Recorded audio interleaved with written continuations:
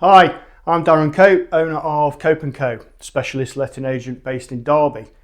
Now, the new Renters' Rights Bill includes sweeping reforms that will result in a dramatic shift in the private rental sector for both landlords and agents.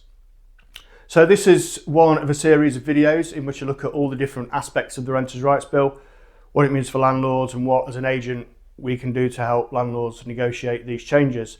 Okay, so today I'm going to talk about the new rules regarding rents in advance.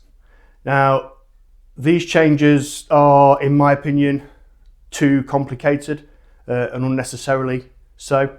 If I read the legislation word for word, it would seem even more complex. So I'm just going to try and explain it in plain English. So, accepting an amount of rent other than the first month's rent, i.e. 1 month's rent, will be banned. An important part of the new assured tenancy agreement, the future looking tenancy agreement, i.e. when the bill becomes law, is that a rent period cannot be longer than 1 calendar month. So any clauses that state that rent is payable quarterly or 4 weekly or 6 monthly will be null and void, basically, including those in existing agreements when the bill actually becomes law. So typically taking a 6-month or 12-month rent in advance for a tenant with a poor credit history, for example, is not allowed. Any clauses in agreements referring to any sort of rent in advance will have no legal effect and, as I said, will be null and void.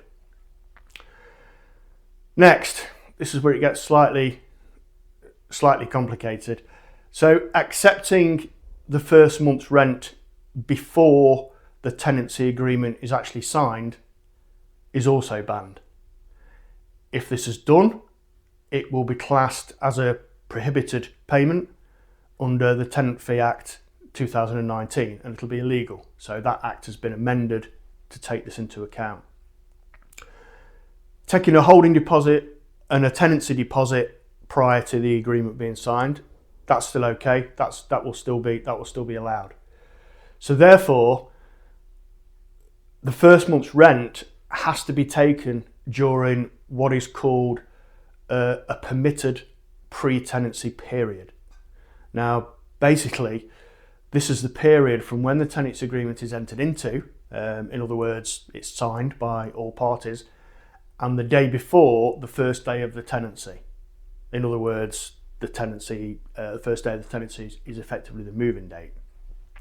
So this will undoubtedly change the way in which tenants are onboarded for both agents and certainly for landlords who currently self-manage. So while the policy, in the government's words, aims to protect vulnerable tenants from financial exploitation, paying that much money in advance, obviously, it may actually inadvertently narrow access to housing for certain groups of people. I really don't get this one at all. Landlords will look probably to tighten eligibility criteria based on not only this but many other aspects of the Renters' Rights Bill. It could be detrimental for certain tenants who rely on the rent in advance mechanism to secure a property. So we're looking at individuals with poor credit scores, irregular income such as freelancers, self-employed professionals, international students, expats coming back to the country, to mention just a few. You know, they are not your typical people with a credit score for this particular scenario.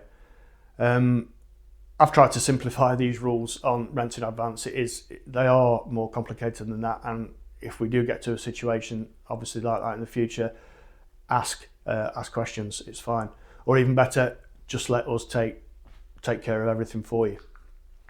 So our team are here to support landlords at all times, especially to navigate the reforms that are coming in, and ensuring that landlords are always compliant and prepared.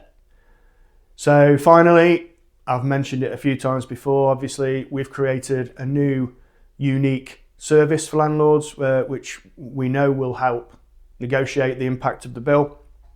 So we've bundled all of our lettings and property management services together in one simple monthly subscription payment. To find out more, please watch the final video. It's on the same page on our website that you've accessed this. It's right at the bottom, and it's called our new Let Simple service.